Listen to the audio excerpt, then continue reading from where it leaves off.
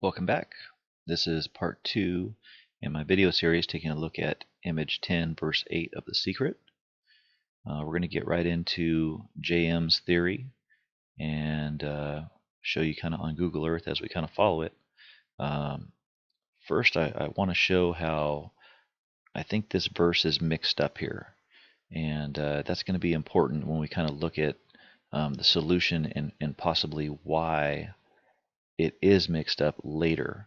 But I just wanted to point out that, if you're viewing the 3 stories of Mitchell as you walk, and then you're given a couple places at a distance in time from 3 who live there, at a distance in space from woman with harpsichord silently playing, the first line is actually coming after possibly these lines, and so things are a little bit mixed up, and I think that's going to be important as we kind of look through this. But we'll go ahead and take a look at Google Earth here.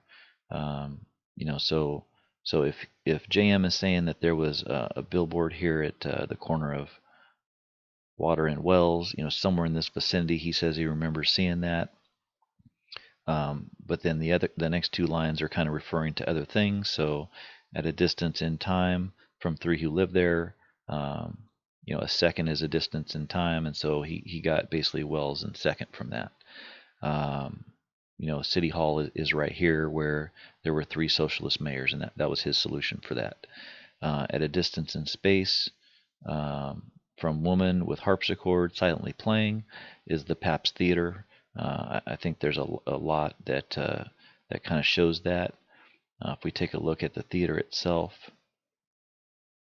we'll just kind of quickly go through some of the image matches that he kind of was talking about and pointing out. So this building is called the Grand Old Lady, and there's even a lady up here on the side of the building.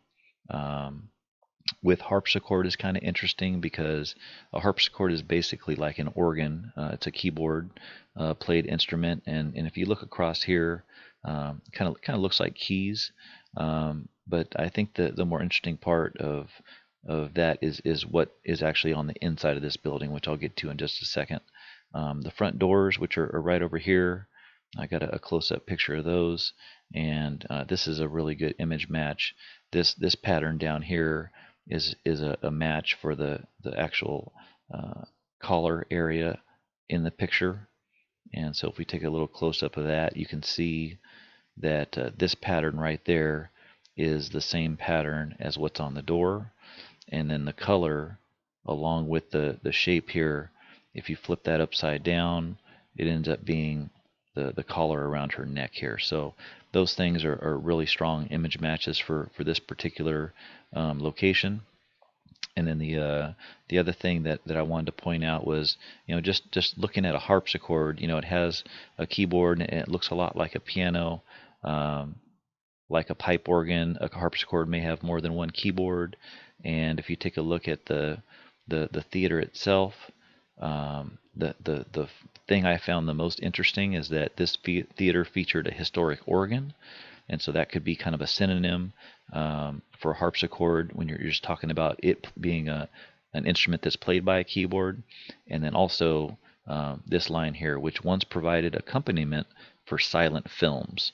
So that kind of fits the clue of, at a distance in space from woman, and so the woman is the old lady, the Grand Old Lady, and then with harpsichord would be the organ there, and then silently playing would be referring to the silent movies that used to play there. And I think that just is a really nice, full kind of package on that clue of hitting everything about that building. And what's interesting is when, like I said, they're kind of mixed up. So when you look at it, if you go back to Second and Wells, it seems like the first thing is what you're going to see as you're walking, which is down here, but then you're working backwards on these clues, and everything's mixed up out of order. So you're actually starting here at Second and Wells, and you're walking past the theater, you're walking past what you're gonna see on the billboard when you see the Mitchell domes, and then you're going to continue to walk down that way as we kind of approach the park down here. When we get to Step on Nature, basically we're hitting the grass down here.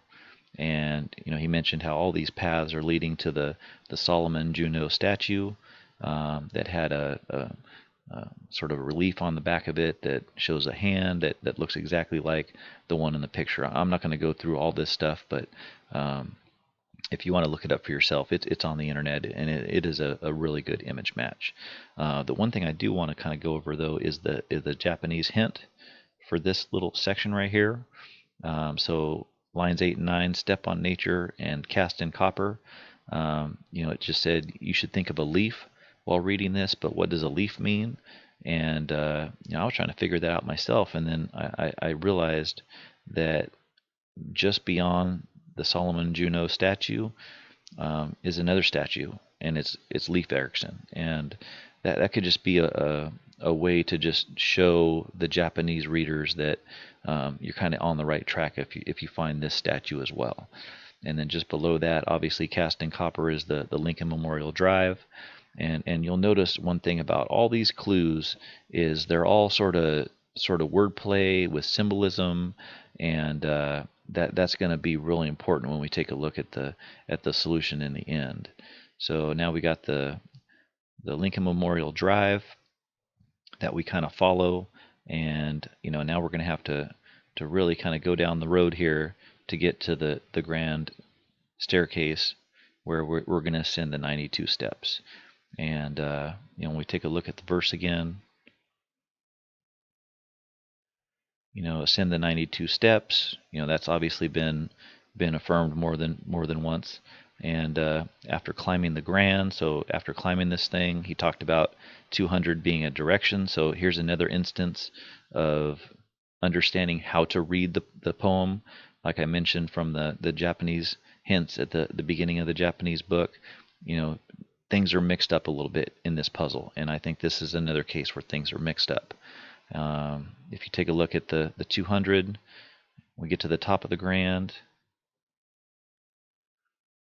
The 200 is taking us off to that path, and there's the directional line on the 200, and that's ultimately going to lead us to the next clue, which is about passing the compass, and that's the lighthouse here. He kind of goes over why that's the lighthouse, because it's the North Point lighthouse, and a compass is always point north.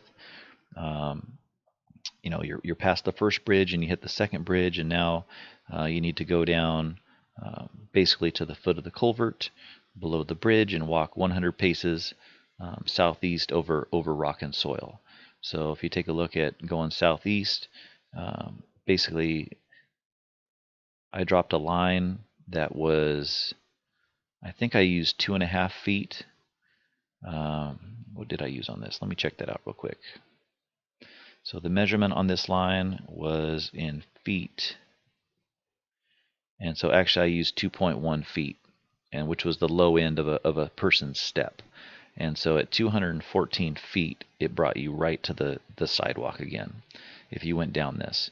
And he talked about it being a washout back in the day, and how it kind of has changed over time, and he went into extensive detail about this area and the trees that he searched for, looking for the next clue, which is to the first young birch.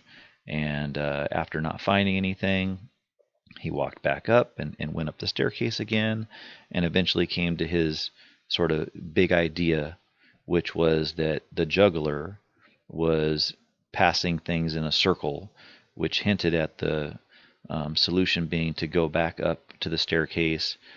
He used the word pass because that word pass is in here multiple times, and so he basically made the argument that pass 3 staying west was kind of referring to once you kind of got back up on the top of the grand staircase, and it led you to one of a couple places. There's a brigadier general statue that's up there. There's a lion statue that's up there, and a lot of people have obviously been digging in those areas.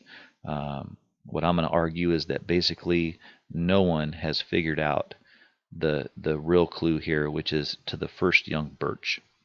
And I'm going to detail that as we kind of move forward in our next video.